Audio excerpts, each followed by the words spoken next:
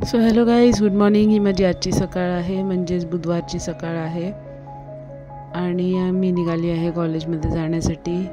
हे आमचा रिपेअर झालेला जिना, म्हणजे जो जो जो खूप टाईमपासून रिपेअर्ड नव्हता तो आता रिपेअर झालेला आहे. ते तुम्ही आता बघू शकता. हे माझं ठाकुर्ली स्टेशन आहे आणि मी इथून निघाली आहे कॉलेजला. आज पण थोडंसं लवकर माझं सगळं आवरलं होतं, त्यामुळे मी 10 वाजताची लोकलसुद्धा मला मिळाली आज सकाळची. 10 वाजताची लोकल मिळाल्यावर मला बरं वाटतं, कारण नंतर मग मला धावपळ करायला नाही लागत. त्याच्यानंतरची जर मी थांबत राहिली 10-15ची वगैरे तर मला खूप धावपळ करायला लागते, प्लस ती लोकल टायमावर पण येत नाही. हा थोडासा लोकलचा नजारा मी तुम्हाला दाखवते, जी मी लोकल पकडली होती. आणि आज चांगल्यापैकी ठाण्याला वगैरे बसायला पण मिळालं. So I was fortunate enough to have that. आणि ही टायमावर आली. इथे थोडं टॅटूचं प्रदर्शन चालू आहे माझं. Don't mind, because tattoo flaunt करायला तर पाहिजे ना, भलेही सेमी परमनंट का असू दे. पण फ्लॉन्ट करणं तो बनता हाय. आणि आता मी निघाली आहे कॉलेजमधून घरी येण्यासाठी.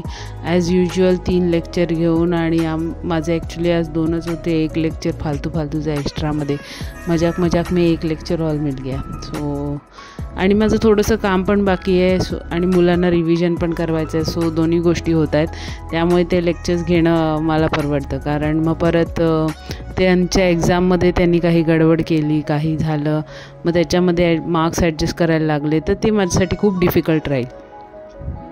सो त्यापेक्षा त्यांनी टायमावर सगळं करून दिलं, त्यांच्याकडून रिव्हिजन करून घेतल्या गोष्टींचे परत तर माझ्यासाठी चांगलं आहे. कारण मग ते पेपरमध्ये लिहिले तर मला करेक्शन इझी होऊन जाईल.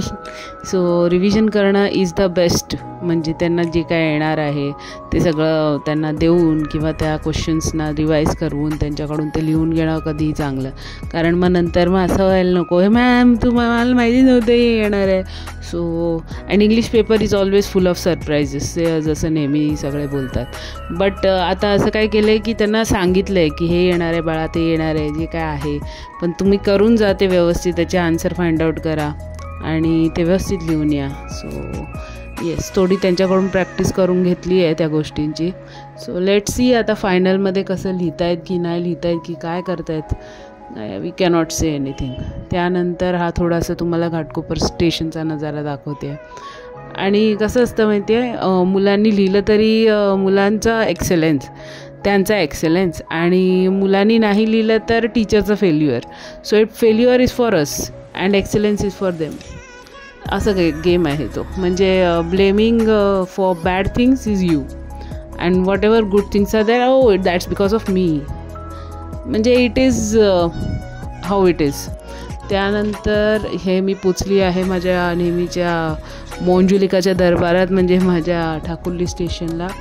आणि इथून मी जाणार आहे घरी. So yes, as you can see त्या आमचं जिना रिपेअर झालेला आहे, त्यामुळे मला खूप बरं वाटलेलं आहे. तो जिना रिपेअर झाल्यामुळे 1 दिवसच तो जिन्याचा प्रॉब्लेम होता. 1 दिवस नाही, सॉरी, 1 आठवडा जवळजवळ त्या जिन्याचा प्रॉब्लेम होता. त्याच्यानंतर इट इज लाईक मस्का. Today this week we are enjoying. So nothing like that. आणि येस, आजचा दिवस ओके होता. एवढं काही खास काय झालं नाही. But I pray to God to have better days ahead. आणि जेव्हा मी इकडे आली तेव्हा ही मुलं खेळत होती, अर्धी मुलं खेळत होती, बाकीची मोठी मुलं शिव्या खात होती. कारण तिकडे आरडाओरडा करतात तर खाली ग्राउंड फ्लोर मध्ये राहणाऱ्यांना खूप त्रास होतो.